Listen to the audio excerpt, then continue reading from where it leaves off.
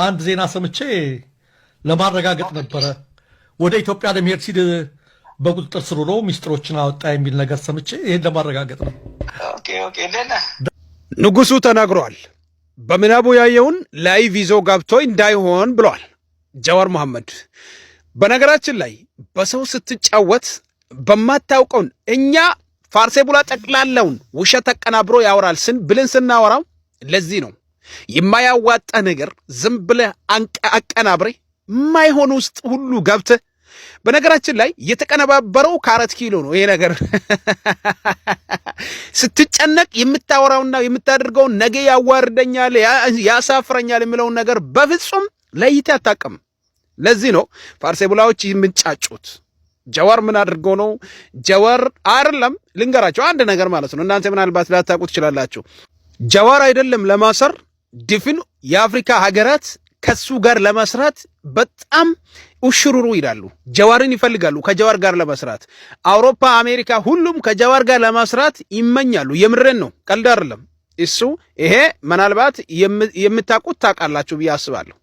ምሁር በየሄደበት ቦታ ይፈለጋል።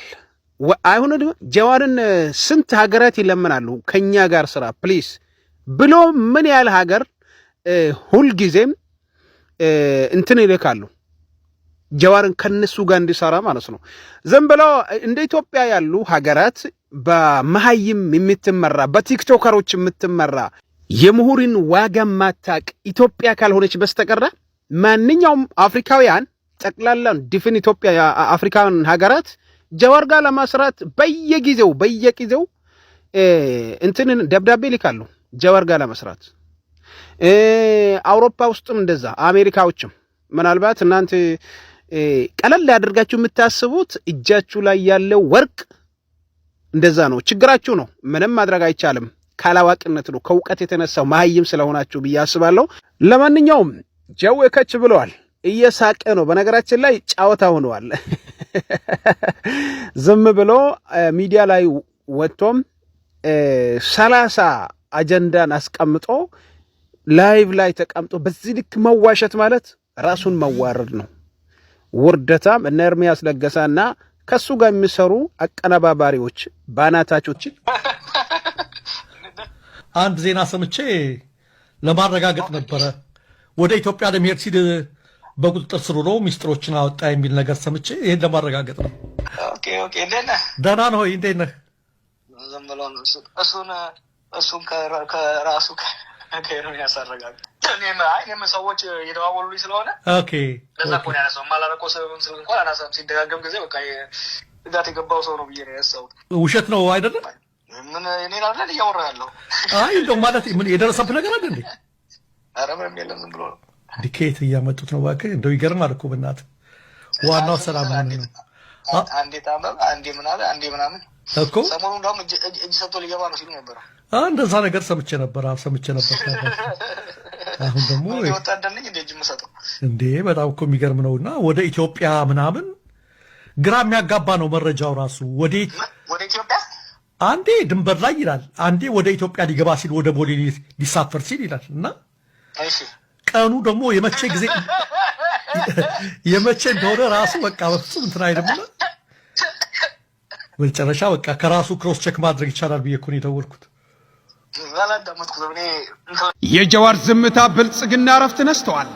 አብይ ከጠዋት እስከ ማታም ጀዋር አሁንም ምንም አላለም ወይ እያለ ይጠይቃል። ፌስቡክም 10 ሪፍሬሽ እያደረገም ይመለከታል። ቢሮ ውስጥም እየተንጎራደደም ይተከዛል። ወታቶም ይንቆራጣጣል።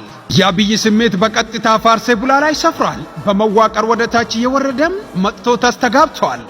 እስቲ አሎ እንድል እንኳን ታስሯል ብላችሁም አጀንዳ አድርጉ ተብሎም ለድሞላይቱም ፕሮፓጋንዲስት ትዕዛዝ ወርዷል። እርግጥ ነው በፖለቲካው አውድ ዝምታው የኃይል ሚዛን አስጠባቂ ነው። የዲፕሎማሲም አውድ ጫናም በዝምታ ውስጥ ይተገብራል። ውስጣዊ የፖለቲካም እንቅስቃሴዎች በድምፅ አልባነት ያስነዳሉ። በዝምታ ውስጥ ፖለቲካ ተቦክቶም ይጋገራል። ብልጽግናም የጀዋር ድምፅንም ዝምታንም የመረዳት አቅም የላትም። የምትረዳው ነገር ቢኖር በድምፅም በዝምታም ተጽዕኖ መፍጠር እንደምችል ብቻ ነው። ለዚህም የሰሞኑም የዝምታ ጨዋታም የተያዘችው ጀዋር ታሰረም፣ ጀዋር ዝም አለም፣ ጀዋር እንዳይንቀሳቀስ ተደረገም፣ ጀዋር የጀዋርን ዝምታም በአጀንዳነት ተጠናክሮ ይቀጥላል። ሁሉም ነገር በጀዋር የዝምታም ተጽዕኖ እስከቀጠለ ድረስ ፖለቲካው በአግባቡም ይጋገራል። ሼር ላይክ ዱዊት በማድረግ ለጀዋር ጠላቶች ያደረሳችሁም ሌላውን ይዘን እስከምንመጣው ይመቻችሁም። ጀው ያባዱጋ ሰበር ዜና ታዋቂ ፖለቲከኛ አቶ ጀዋር መሐመድ ሰሞኑን ደህንነታቸውን በተመለከተ ሲናፈሱ የነበሩት መረጃዎች በማስተባበል በሰላምና በነጻነት ላይ እንደሚገኙም አስታውቋል። ፖለቲከኛም አያይዞም የጠቅላይ ሚኒስትር አብይ አህመድ አስተዳደር ወሰን ያለፈም የተቀናጀም የስም ማጥፋት ዘመቻ ከፍቶብኛል ሲሉም ክስ አቀርበዋል። አቶ ጀዋር ዛሬም በማህበራዊ ትስስር ገጻቸው ባጋሩት መልእክት ስለ ደህንነታቸውም ተጨንቆ ለጠየቋቸውም ወዳጅ ዘመዶቻቸው ምስጋና ያቀረቡት ሲሆን ከዚህ ቀደም ለሚሰነዘርባቸው ጥቃቶች መልስ ከመስጠት ተቆጥበው የቆዩት በስትራቴጂካዊም ምክንያት እንደነበር ገልጿል። ሆኖም ግን አሁን ነገሮች የህግና የፖለቲካ ቀይ መስመርን አልፏል ያሉት ፖለቲከኛው አቶ ጀዋር መሐመድ የኢትዮጵያ መንግስት ከግለሰብ ስም ማጥፋት አልፎም የሌሎች ሉዓላዊ ሀገራት ተቋማት ስም በማጥፋት ዘመቻ ውስጥ እየተሳተፈ ነው ብለዋል። ይሄ የተደረገው ከነዚህ የውጭ ሀገራትና ተቋማት ጋር ያለኝን ህጋዊ ግንኙነት ለማበላሸት ታልሞ ነው ሲሉም ወቅሰዋል። አቶ ጀዋር በመግለጫቸውም የአሁኑ የኢትዮጵያ አመራር አገሪቱን አደገኛ በሆነ የጂኦፖለቲካ ቅራኔ ውስጥ እንደከተታትና የአንድን ወገን ዲፕሎማሲያዊም ተላላኪ ተገዥም ዲፕሎማቲክ ቨሰል እያደረጋት በመግለጽ ይህም የሀገሪቱም ሉዓላዊነት አደጋ ላይ የምጥል ነው ሲሉም ተችቷል። በመሆኑም ጉዳዩ በዝምታም ላለማለፍ መወሰናቸውንም የገለጹት ፖለቲከኛም የህግ አማካሪዎቻቸውም ጉዳዩ ከሚመለከታቸውም የውጭ ሀገራት መንግስታትና ተቋማት ጋር በመቀናጀት ምርመራ እንዲጀምሩም ማዘዛቸውንም አስታውቋል። በተናጠልም ሆኖ በቡድን ለዚህ ዘመቻ ተጠያቂ የሆኑት አካላት በአገር ውስጥና በዓለም አቀፍ ህግ ተጠያቂ እንዲሆኑም ይደረጋል ያሉት አቶ ጀዋር የምርመራ ውጤት በቀጣይ ለህዝብ ይፋ እንደሚያደርጉም ገልጿል።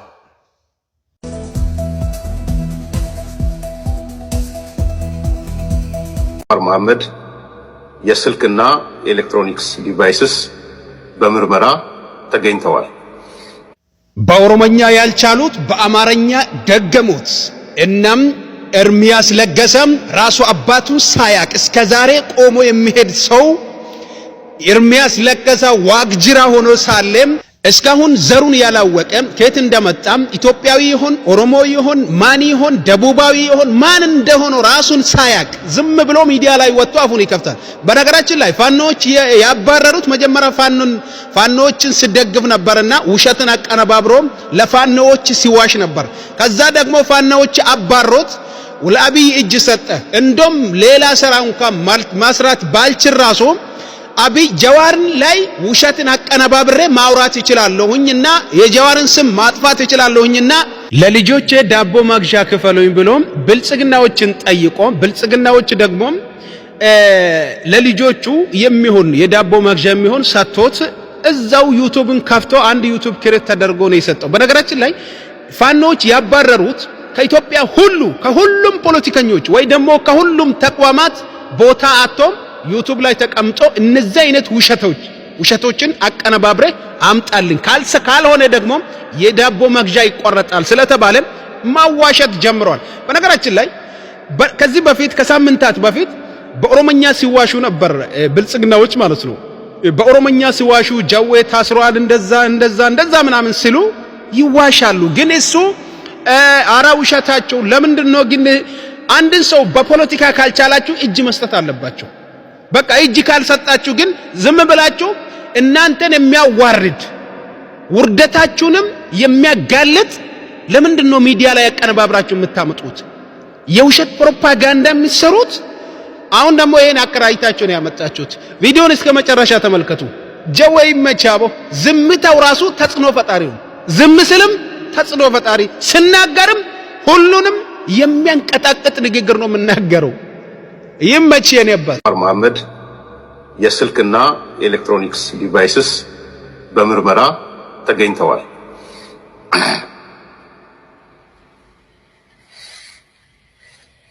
አንደኛ በምርመራ የተገኘው አቶ ጀዋር መሐመድ ወደ 30 የሚጠጉ በሽብርተኝነት ከተጠረጠሩ ኃይሎች ጋር ይገናኛል። ጉድ ነው ዘንድሮ። አቶ ጀዋር መሐመድ ወደ 30 የሚጠጉ በሽብርተኝነት ከሚጠረጠሩ ኃይሎች ጋር ይገናኛል። The extraction showed Muhammad had over 30 suspected terrorists KST ይሉታል ግንኙነት አለው ይላል። The extraction showed Muhammad had over 30 suspected terrorists አንደኛው ፋይንዲንግ እሱ ነው። ሁለተኛ በጀዋር ሲራጅ መሐመድ ኤሌክትሮኒክስ ውስጥ የኦሮሞ ነጻነት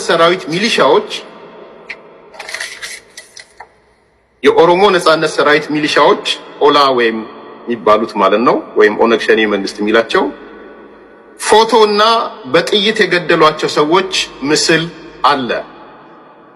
ከዚህ በተጨማሪም በርካታ ወንጀሎች የሰሩባቸው ዶክመንቶች አሉ። ምን ወንጀሎች ነው የተገኙት? ምን ወንጀሎች ነው የተገኙት? አንደኛ ሂውማን ኪድናፒንግ ተገኝቶባቸዋል። ሁለተኛ ኢሊሲት ድራግ ትራፊኪንግ ተገኝቷል። ሶስተኛ ፎቶ ኦፍ ጎልድ ባርስ ኤንድ ሲልቨር ባርስ እዚህ በፎቶ በጥይት የገደሏቸው ሰዎች አንድ ሂውማን ኪድናፒንግ የሰሩበት፣ ሁለት ኢሊሲት ድራግ ትራፊኪንግ የሰሩበት፣ ሶስት ፎቶ ኦፍ ጎልድ ባርስ ኤንድ ሲልቨር ባርስ፣ አራት ጀዋር መሐመድ ከነዚህ ወንጀል ከሰሩ ጋር ከኦሮሞ ነጻነት ሰራዊት ወይም ኦላ ከሚባለው ጋር ሚሊሻው ጋር የተነሳው ፎቶ አብረዋል።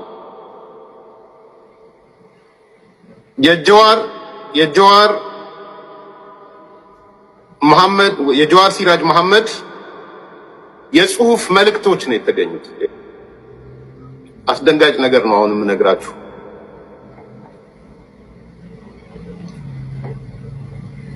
ከነዚህ የጽሁፍ ማስረጃዎች ውስጥ የኢትዮጵያውን ጠቅላይ ሚኒስትር አብይ አህመድ እንዲገደል ያዘዘበት ጽሁፍ አለ። Assassinating current Prime Minister of Ethiopia Abiy Ahmed ቀጥታ እንግሊዘኛውን ባነበው ነው የሚሻለው። Due to the images in Muhammad's phone, KST contacts and text message of assassination, Muhammad was detained and US B2 visa revoked. ምርመራ ማለት ነው። መሐመድ ምን አለ? መሐመድ ወደ 7 ነገሮች ዘርግፏል። ሚስጥሮቹን ዘርግፏል። 7 ነገሮች ቢያንስ 7 እኔ ኖት ለኛ የኦኤልኤፍ የውጭ ግንኙነት ምክትል ኃላፊ ነኝ ብሏል ጀዋር። ሊብሬሽን ፍሮንት ወይም የኦሮሞ ሊብሬሽን ፍሮንት የውጭ ግንኙነት ምክትል ኃላፊ ነኝ ብሏል። በኦላ ውስጥ ከፍተኛ ተጽዕኖ ፈጣሪ ነኝ፣ ከቶፕ ኮማንደሮቹም ጋር ጥሩ ግንኙነት አለኝ ብሏል። ይሄ ጀዋር መሐመድ የዘረገፋቸው ሚስጥሮች ናቸው። አንደኛው እንግሊዘኛውን ላንብበው ከጀዋር